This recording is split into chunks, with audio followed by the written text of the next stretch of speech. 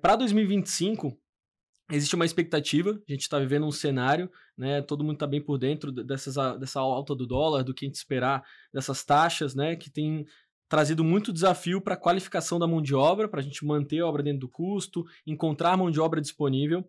E aí queria já entrar nesse assunto perguntando aqui sobre custos elevados e falta da qualificação, se são os principais causadores da escassez de mão de obra. Se justamente esses dois tópicos do elevado custo e da falta de mão de obra que causa essa escassez e o que as construtoras hoje podem fazer para contornar esses desafios, o que hoje a Cubo tem feito para conseguir manter o custo da obra no eixo, a qualidade da mão de obra frente a esse cenário.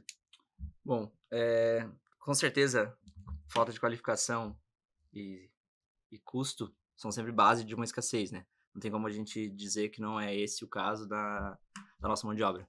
Mas eu acredito que também, além disso tudo, né, qualidade e escassez, elas estão relacionadas a um negócio que ninguém mais quer trabalhar com obra. Essa é a base de toda a nossa escassez. Eu acredito que está mais qualificado, mas nessa linha, assim, porque a gente tá falando de um trabalho que por muitas vezes é inseguro, é um trabalho que é pesado, né, para tu trabalhar na obra em si. Aí se tu estiver falando da parte de gestão, a gente tá falando de um trabalho que é muito dinâmico, muito difícil, com muitas incertezas, né, que dizem que a incerteza é o que causa a maior parte de frustração no trabalho de uma pessoa que é movida por metas e tal. Na obra a gente pode ter meta de tudo, mas se tu vai tocar uma obra, tu já sabe que já fez, né, a gente tá falando de incerteza, tu entra num canteiro de obra, tu já não sabe o que tu vai esperar, mesmo que tu tenha o PPC alinhado para fazer a hidráulica essa semana, mesmo que tu tenha toda a tua lista de meta, todo o teu mês, todo o teu ano decidido, uma vez que tu entra no canteiro, tu não sabe o que vai acontecer.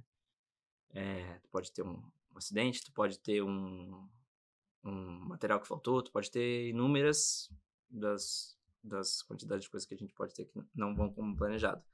Então, entrar nessa linha da obra, ela é sempre um pouco mais complexa do que só custo e tudo mais, porque o custo vem daí, né? Uma vez que tu não consegue atrair pessoas para obra ou para gestão, dependendo dos lados que tu tiver, isso gera uma escassez, né? E a escassez gera aumento do custo, tá? Então, hoje eu dei uma olhada no CUB, né, em NCC, nessas coisas, então o custo da obra ele já está maior do que o IPCA nos últimos anos, de 2020, que foi o final da pandemia até agora, a gente tem o IPCA de 33%, mais ou menos, e o CUB e NCC na casa dos 50%, 48%. Então, tu vê que o IPCA não está refletindo ainda o aumento de custo que a gente teve na construção, né? Então, eu acredito que a qualificação esteja relacionada a isso também, porque um cara qualificado, ele vai buscar outra área, né? Ele vai buscar, por exemplo, os pedreiros hoje eles ficam, né? Porque é o cara que já está acostumado com isso, mas o filho dele, que é um cara que conseguiu estudar, que é um cara que, vamos dizer que é um pedreiro bom, vai conseguir formar um filho hoje em dia, graças a Deus a gente tem uma melhora na cadeia.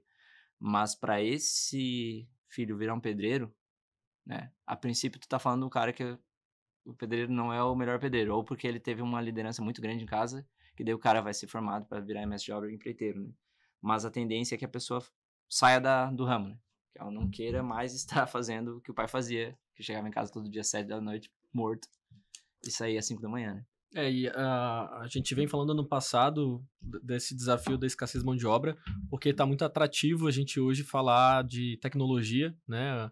Por exemplo, hoje é muito fácil tu trabalhar autônomo, falando da mão de obra, né? Quando a gente olha para a mão de obra, é muito mais tranquilo ele talvez credenciar num Uber, né? Trabalhar com iFood, entregas, porque tem sido, como tu falou, mais segurança, dá mais segurança do que ele ficar lá fazendo força, né? Um trabalho mais difícil.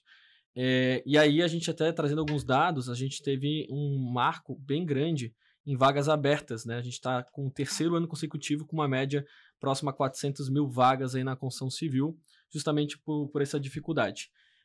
Eu vou dar uma misturada aqui sobre os temas que a gente está discutindo, porque essa questão de tecnologia atrair para fora do mercado, que é o que a gente perde essa mão de obra qualificada e fica escassa, também poderia ser usada para torná-la atrativa, né? Hoje a gente tem visto as estratégias para trazer as ferramentas digitais, tecnologias, né? A gente vem falando de inteligência artificial, que melhoram a produtividade, tanto lá na gestão, que é uma cadeia que também a gente vê escassa, quanto também dentro da obra, né?